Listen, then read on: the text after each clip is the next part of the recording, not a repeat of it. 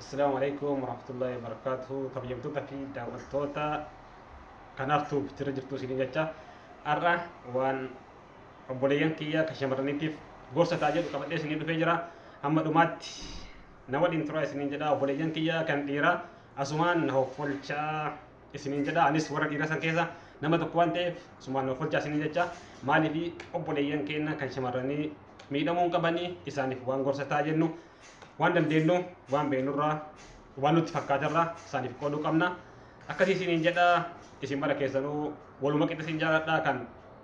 dhiirallee kan dubartiillee wal qixa isin jaaladha. Akkasii isiniin jedha obboleeyyan kiyya har'a waan natti fakkaatee isaaniif gorsa ta'a jedhe obboleeyyan kiyya shamarraniitiif qooduuf hin dhufe. Innis maal nu qooduu dhuftee jechuun keessan hin oolu. Jalqaba yeroo seentan like, share, subscribe gochuudhaan na jajjabeessaa isiniin jecha gara yaada keenyatti yoo kan dabaru taate obboleeyyan kiyya kan shamarranii biyya alaa erga dhuftaniin booda ilmi namaa walitti dabalamaa jechuun dhiirri tokkoo fi shamarran tokko walitti dabalamanii tokkorraa lama ta'anii bultii ijaaratanii bultii ofii tana akkamitti jechuun erga bultii ijaaratee waliin jiraachuudhaaf erga walii galanii walitti dabalamaniin booda jalqaba yeroo walitti isaan waliin haasa'aniitiin jedhan mallaqa hin gaafatu. Maaliif sin gaafadhu jedha yeroo jalqabaa inni mallaqa sin gaafadhu jedhaani isilleen hayyeeyyatti itti seenanii gaafa nikaaya godhateetiin jedhirraa mallaqa kan itti herregu eegala. Ji'aan jalqaba gaafatee jira. Malmeeqan akkasiin dalaydu osoo walitti hin dabalaminiin dura hammanaan dalagaa isilleen itti himtee jirti. Mallaqa kana gaafa sanirraa itti herreegaa ji'aan waan isiin argattu takka kan yeran takka keessaa hin baddu mallaqa san dirqama buusuu qabdi ji'aan. Suni dirqama waan wal gaafachiisu miti. Yoo mallaqa san kan hin buufne taate yoo nama bultiidhaaf qesii barbaadu taate waa'ee mallaqaa ittuuyyuu hin kaasu. Maaliif isilleen bultii barbaaddi yoo isilleen jalqabu maal wannummaan isii waan kanatti seentufuuyyuu isarraa bu'aa argadhaa osoo hin taane wanni isiin argattu bu'aan isiin argattu bultii ijaarattee isa wajjin jiraachuudha. Bu'aa yookiin immoo mallaqa irraa argadhaa yookiin kana godhaa osoo hin taane bultii ijaarattee isa wajjin jiraachuu barbaaddi waan ta'eef kanaaf itti seente. Namni kun jalqaba qorachuu kan qabdu namni kun nama dalagatu moo hin dalaganne namni kun bultiidhaaf naa ta'a moo naan ta'u yeroo jalqabinni jechuun akka afaan arrabaa daa'ima godhee akka gaariitti itti haasayeetiin jedhu san qofaan sobamuu hin qabdu. Nama kana hubattee qaqqabdee ol qabdee laaltee erga namni kun naa ta'a jettee dhibbaan dhibbatti ergitti amanteen boodatti bultii seenuu qabdi malee bultii har'a seentee bor diiguun faayidaa hin qabu waan ta'eef jalqaba hubachuu qabdi. Itti aansee namni kun erga walitti dabalamaniitiin jedhaniin booda bakkuma tokko jiranii biyya tokko keessa jiranii walitti dabalamanii isiin dalaydi inni hin dalagu inni mana taa'ee waan isiin dalayde san ji'aan sanuma eegee isaan mallaqa san fuutee isiin itti kenniti inni isaanitti mallaqa sanitti ni fayyadama yoo barbaade gara barbaadeen deemee waan barbaadeen godhata ittiin bashannanaa hiriyoota isaa wajjin guyyaa bakka barbaade bashannaneetiin oola mallayni gaafa ja'a mallayni dirqama mallayni sun dhufuu qaba gaafa mallayni hin dhufne isaaf isii waliin beekan. Maaliif jechuun nama mara osoo hin taane namni tokko tokko kan mallaqa qofarratti hundaa'e mallaquma qofa kan barbaadu kan isiin barbaade kan bultiidhaaf isiin barbaade faayidaa qofa irraa barbaadutu jira. Obboleettiin tiyya tafootee mallaqa itti kennitullee mallaqa kana erga itti kennite ati eessa gootee ittiin hin gaafattu. Maaliif isiin bultiin tiyya tun jalaa diigamtii isaa walitti buunaa akka isaa walitti hin buuneef. Rakkoon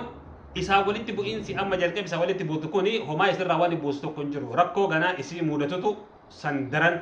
san caala. Maaliif rakkoon saniin booda isii mudatu waan jedhu bal'inaan waliin laalla.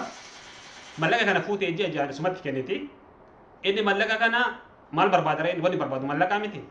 Mallaqa argatee jira akka barbaade itti bashannanaa inni boruuf dantaa isitti hin qabu. Faayidaan isirraa inni barbaadu har'a dalagaa har'aa mallaqa isirraa barbaada malee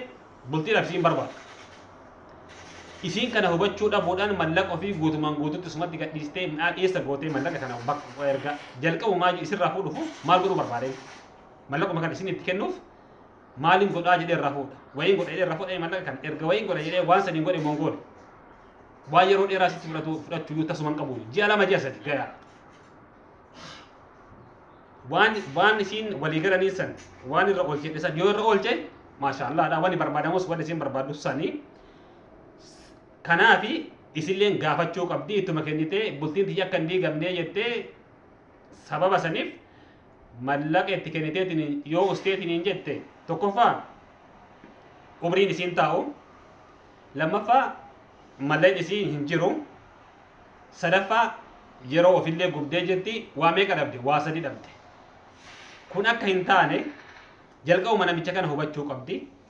yoo namicha kana waan isaa gargaartu taate mallaqa itti kennuu qabu tasuma yoo inni ka dhukkubsatu taate nama san gargaaruun haadha warraati dirqama isirra jiru odoo fayyaa qabu odoo waa takka rakkoo takka hin qabne callisee manuma taa'eetuma mallaquma isiin fiddeetii natti kennitu san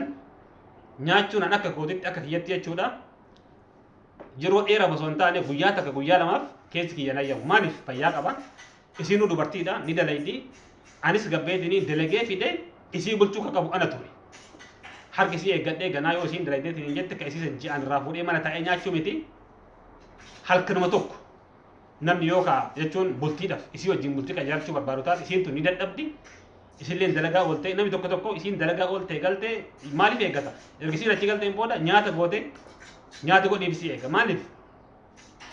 dalagini dalagaa oolte isiin dalagaa oolte isii dalagaa oolte santu galee nyaata qopheessee isaa nyaachisa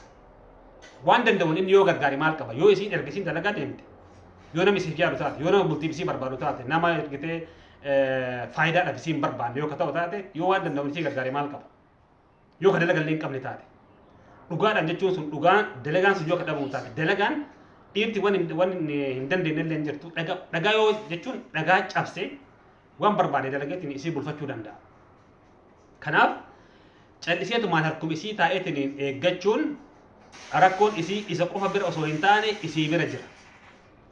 obboleeyyan kiyya kun gorsa isiniif taa'eetiin yaada akka nama tokkootitti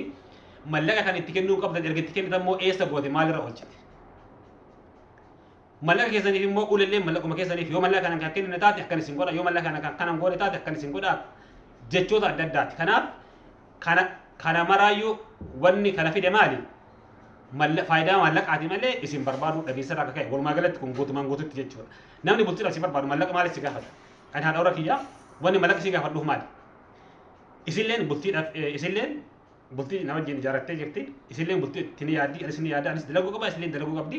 walitti finnee waan tokko godhannee boru nu lamaan qofaa miti ilmaantu dhufu waan ta'eef jireenya gaarii jiraachuudhaaf waliin dalagachuun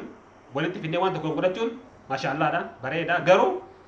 taa'etumaan isii eeggachuun anatu isii fuudhee moo isiitu na fuudhe anatu abbaa warraati moo isiitu abbaa warraati kanaaf waan akkanaa kanarraa jalqabuma yeroo keessanis gubuu osoo hin taane jalqabumarraa itti yaaddaniitu waan nama kana erga walitti dabalamtanii jalqaba yoo hubatin yoo keessaan beeynillee erga keessaa beeytan nama kana gorsuu qabdan obboleessoo ani bultii wajjin ijaarrachuuf malee ati mana teettee ana akkas nyaachisuuf yookiin immoo ammanatti sooroo fi miti gabbayyiitii dalagi lakki yoo kan hin dalagu taate hin dalagu jettu taate situ na bulchuu qaba malee anaa miti dalagi yoo kan dalagu jettu taate ani sin barbaadu si biraa deebiidhaan dhugaa jirtu addaan baasa itti maatii biraa deema waan yeroo keessan gubdaniif tasuma hin jiru akkas isin jedha obboleeyyan tiyyaa wanni kun yoo isinitti ka tolu taate komentii naa barreessaa hanga viidiyoo ibaatiin walitti deebinutti warroonni dhiiraa asumaan